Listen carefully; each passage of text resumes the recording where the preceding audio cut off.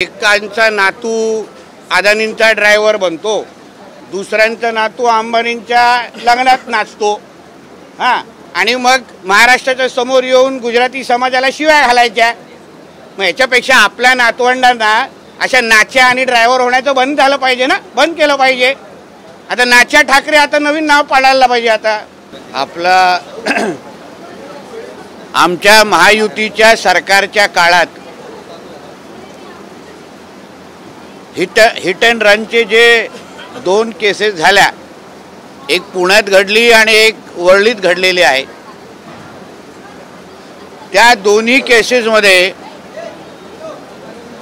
आमच्या महायुतीच्या सरकारने आरोपी कोण आहे, किती श्रीमंत आहे, कुठल्या पक्षाचा आहे, कोणाचा मुलगा आहे, या कुठल्याच गोष्टी न बघता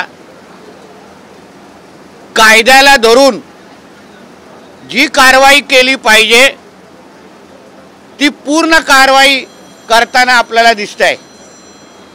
कुठेही तडजोड करत नाहीये।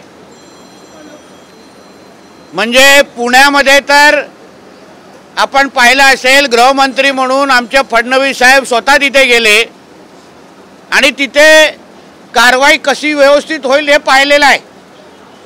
वरळीच्या पण हिट अँड केसमध्ये मी विश्वास देतो, कुठलेही दयामाया दाखवली जाणार नाही। कोण कोणाचाही मुलगा असला तरी कडक ते कडक कारवाई जो मिहिर शाह नावाचा आरोपी आहे त्याच्यावर करण्यात येईल। मग तो कोणाचाही मुलगा असो, कोणाच्याही नेत्याचा मुलगा असो, काही फरक पडत नाही। आमच्या महायुतीचं सरकार पूर्ण पद्धतीने पारदर्शक पद्धतीने कारवाई करणार।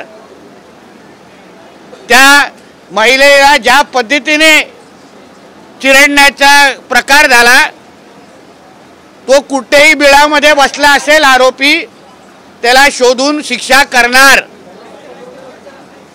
पण आमच्यावर टीका करणारे, सरकारला धारेवर धरणारे, महाविकास आघाडीच्या काळात असे काही जे गुन्हा घडले त्याबद्दल पण एवढी तत्परता दाखवली होती का? एवढी कडक कारवाई झाली होती का? अशाच पद्धतीने जेव्हा दिशा सालियान आणि सुशांत सिंग राजपूतचा खून झाला त्याच्यामध्ये पण मुख्यमंत्रीच्या मुलाच्यावर आरोप झाला, जो तेव्हाच्या सरकारमध्ये मंत्री पण होता। त्याच्यावर कुठल्याही पद्धतीने कारवाई झाली नाही। उलटा त्याला वाचवण्यासाठी त्या केसच्या दोनदा आयोग बदलण्यात आला, पोलिसांवर, पोलीस कमिशनरांवर दबाव टाकण्यात आला। त्रिमुखे सारख्या अधिकाऱ्यांवर कुठल्या पद्धतीचा दबाव होता हे ते स्वतःच्या तोंडाने कधीतरी तुम्हाला सांगतील। म्हणजे ज्या तोंडाने हे लोक वरळीच्या हिट अँड रन केसवर आमच्या सरकारवर आरोप करतायत, पण ह्यांच्या महाविकास आघाडीचं सरकार असताना मग दिशा सालियान आणि सुशांत सिंगच्या केसमध्ये त्याच पद्धतीची तत्परता का दाखवली नाही? कारण का मुख्यमंत्रीच्या मुलाचं नाव होतं म्हणून, मंत्र्याचं नाव होतं म्हणून किती विटनेसेस गायब करण्यात आले। तो रोहन राय कुठे आहे त्याचा आजपर्यंत थानपत्ता नाही। सीसीटीव्ही फुटेज डिलीट करण्यात आले, मस्टरचे पानं फाडण्यात आले। याची थोडी आठवण अगर आम्ही करायला सुरू केली ना, एक पण महाविकास आघाडीचे लोक तुम्हाला आजूबाजू पण दिसणार नाही, अशी अवस्था होईल। वाघनखावर जे काही वाघनख आपल्या देशामध्ये आणणार आहे त्याच्यावर टीका टिप्पणी करण्याचं काम हल्ली काही दिवसापासून सुरू आहे। इंद्रजीत सावंत जे इतिहासकार आहेत कोल्हापूरमधून, त्यांचे काही पत्रकार परिषद मी पाहिली, मी ओळखतो त्याला। पण मला प्रश्न विचारायचा इंद्रजीत सावंतांना की हीच भूमिका अगर महाविकास आघाडी महाविकास आघाडीचं सरकार अगर वाघनख आणण्याचा कार्यक्रम करत असतं तर इंद्रजीत सावंतनी हीच भूमिका घेतली असती का? एवढाच इतिहास सांगण्याचा प्रयत्न केला असता का? इंद्रजीत सावंत कोणाबरोबर उठतात बसतात याची चांगली माहिती मला आहे. मी चांगल्या पद्धतीने त्यांना ओळखतो. 2014 ते 19 मध्ये जेव्हा बीजेपी शिवसेनेचं सरकार होतं तेव्हा काही त्यांच्या पुस्तकाचं प्रकाशन पण झालेलं होतं. ते कोणी केलं कसं केलं ह्याच्या सगळ्या गोष्टी माझ्याकडे आहेत. पण आता वाघनखाबद्दल घेतलेली भूमिका ही फक्त महायुतीच्याच सरकारच्या विरोधात आहे. ते तीच भूमिका महाविकास आघाडीच्या काळात पण घेतली असती. मग याच इंद्रजीत सावंतांना एवढे इतिहासाचे दाखले त्यांना माहिती आहेत, अभ्यासू व्यक्ती आहे. मग विशालगडवर जे काही इस्लामीकरण चालू आहे, दर्गे बांधले जात आहेत, मस्जिदी उभे होत आहेत किल्ल्यांवर, त्यावर हे कधी इंद्रजीत सावंत आपल्याला बोलताना कधीच दिसलं नाही. मग त्या महाराजांच्या किल्ल्यावर दर्गे होते असं इंद्रजीत सावंतांना म्हणायचं आहे की त्याला काय त्याच्यावर आक्षेप नाही का? जेवढी तळमळ वाघनखाबद्दल यांनी दाखवली, कागदपत्र दाखवले, मग महाराजांच्या किल्ल्यावर हे जे दर्गे बांधले जात आहेत, हिरव्या चादरी चढवल्या जात आहेत, त्यावर कधी हे इंद्रजीत सावंत बोलताना आम्हाला कधीच दिसले नाहीत. मग उद्या हे महाविकास आघाडीचे लोक हेही सांगतील की हे जे किल्ले तुम्हाला महाराष्ट्रात दिसतात ना ते महाराजांनी बांधलेच नव्हते, ते औरंगजेबाने बांधले गेले. त्याचे पण पुरावे मागतील की हे खरंच गड किल्ले महाराजांचे आहेत का? हे नालायक त्या पण टोकावर जातील. म्हणून अशा पद्धतीचं घाणेरडं राजकारण छत्रपती शिवरायांच्या बद्दल कोणी करू नये. वाघनख येणं ही एक चांगली बाब आहे, कौतुक करायला पाहिजे. चांगल्याला चांगलं म्हणणं हे माणुसकीचा धर्म आहे, एवढं ह्या लोकांना कळलं पाहिजे. अहो पण वाघनखा ब्रँडिंग करायची गरज काय? महाराजांचा इतिहास हा प्रत्येक पिढीला कळला पाहिजे. हा अगर आमच्या सरकारचा अगर हेतू असेल तर त्याच्यामध्ये चूक काय? म्हणून तो बोललो ना, हेच वाघनख अगर महाविकास आघाडीच्या लोकांनी आणले असते तर हेच इंद्रजीत सावंत वळवळत बाहेर आले असते का? हा माझा प्रश्न आहे. त्याला कुठेतरी भेटून विचारा.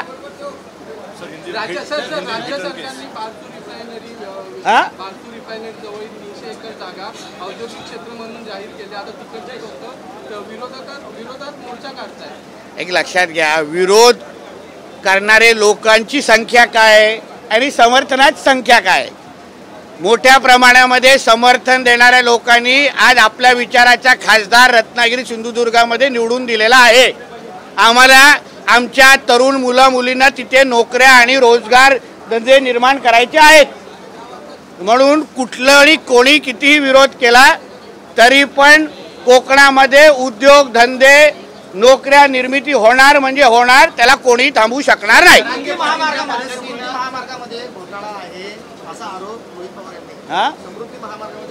त्यांना फार लवकर कळलं. 2.5 वर्ष जेव्हा महाविकास आघाडीचं सरकार होतं तेव्हा त्यांना कळलं नाही. आणि मग समृद्धी आयोगावर घोटाळा झाला तर मग तिथून जाऊ नका ना, दुसरीकडून फिरून आणा. ड्रायव्हरची नोकरी सोडून द्या. जरांगे पाटील मराठ्यांचे काही नेते जे आहेत हा कोणाला बोलून देत नाही. आता ते कदाचित बाल्कनीत बसले असतील ना. आमच्या समोर तो फार बोलतात. उलट त्यांच्यामुळे अन्य राष्ट्रवादी शरद पवार गटाच्या आमदारांना बोलायला मिळत नाही. ही खूप आमदारांनी माझ्याकडे बोलून दाखवलेली खंत आहे. सर मनोज जरांगे पाटील हे मराठवाड्याच्या दौऱ्यावरती आहेत, वेगवेगळ्या जिल्ह्यांमध्ये जातात. काल त्यांनी एक वक्तव्य केलं की मराठ्यांचे काही नेते कुत्र्यांसारखे फडणवीसांच्या मागे पुढे फिरतात. आता मी अजूनपर्यंत त्यांचे वक्तव्य ऐकलेलं नाहीये, ऐकल्यानंतर बोलीन काय नेमका कुठल्या हिशोबाने त्यांनी बोललेलं आहेत. हा कुठल्या हिशोबाने बोललेले आहेत काय मी जरा अंदाज घेतो आणि मी बोलीन ना. मी काय कोणाला सोडणारा नाही आहे, फक्त मी माझ्या डोळ्यांनी आणि कानाने ऐकलं पाहिजे. टार्गेट केलं जातंय जरंगे यांच्या. आता हल्ली कुठे दिसलेले नाही आहेत, पण आता हे जे वक्तव्य मी ऐकून आणि नंतर त्याच्यावर बोलीन. अशा ड्रायव्हर लोकांबद्दल मला विचारू नका. माझ्या ड्रायव्हर बाहेर उभा आहे, त्याला विचारा ना. हो माहिती आहे ना, एकांचा नातू अदानींचा ड्रायव्हर बनतो, दुसऱ्यांचा नातू अंबानींच्या लग्नात नाचतो. हां, आणि मग महाराष्ट्राच्या समोर येऊन गुजराती समाजाला शिव्या घालायच्या.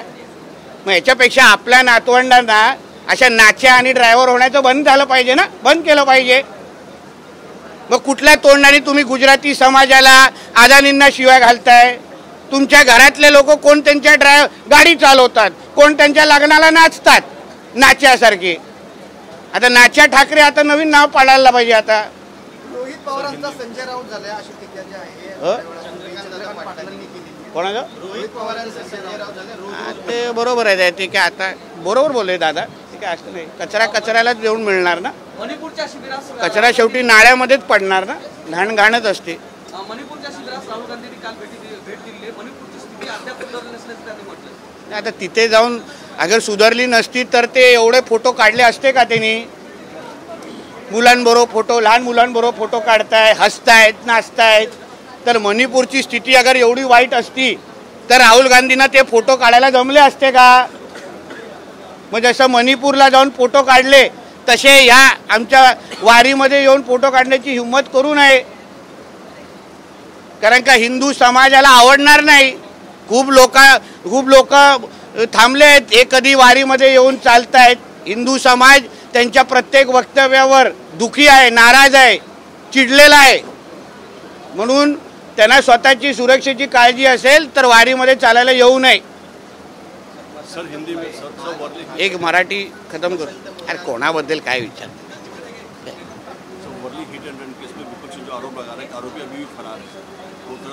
देखिए ऐसा है, आरोपी कोई भी हो वर्ली के हिट एंड रन केस में, किसी का भी बेटा हो, ये हमारी महायुति की सरकार है. हमारे मुख्यमंत्री हो, उप मुख्यमंत्री दोनों, हमारी स्पष्ट भूमिका है. आरोपी कोई भी हो उसके ऊपर कार्रवाई होगी, सख्त के साथ कार्रवाई होगी, उसको छोड़ा जाएगा नहीं. ये कुछ महाविकास आघाड़ी की सरकार नहीं है जहां मुख्यमंत्री के बेटे के ऊपर सुशांत सिंह और दिशा सालियान को मार डालने का, मर्डर का आरोप था, तो भी उसको बचाया गया, तो भी सीसीटीवी फुटेज डिलीट किए गए, तो भी ऑफिसर्स को ट्रांसफर तबादला किया गया. ये क्या महाविकास आघाड़ी की सरकार नहीं है? ये हमारी महायुति की सरकार है. जिस तरीके में उधर बचाया गया वैसे इधर बचाया जाएगा नहीं. मीर शाह किधर भी छुपा होगा उसको पकड़ के सख्त की सख्त सजा दी जाएगी. कोण सावंत? इंद्रजीत सावंत नाव बघा. माझा मुद्दा तोच आहे ना. आता काहीतरी चांगली गोष्ट आपल्या महाराष्ट्रामध्ये घडते, लोकांना इतिहासाबद्दल थोडी माहिती मिळते, मग लगेच काहीतरी वाद तिथे निर्माण करायचा. मग हाच वाद महाविकास आघाडीचं सरकार असताना अगर वाघ न काढले असते तर इंद्रजीत सावंतांनी निर्माण केला असता का? मला बघायचं आहे.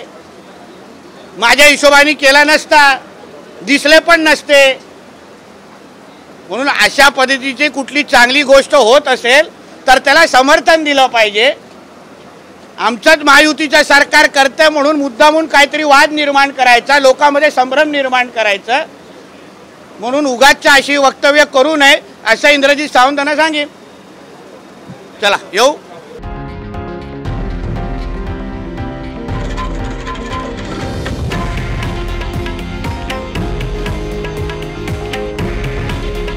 हे आहे देशातील नंबर 1 न्यूज नेटवर्क आणि आपण पाहत आहात TV9 मराठी. काळजी तुमची, हित महाराष्ट्राचं.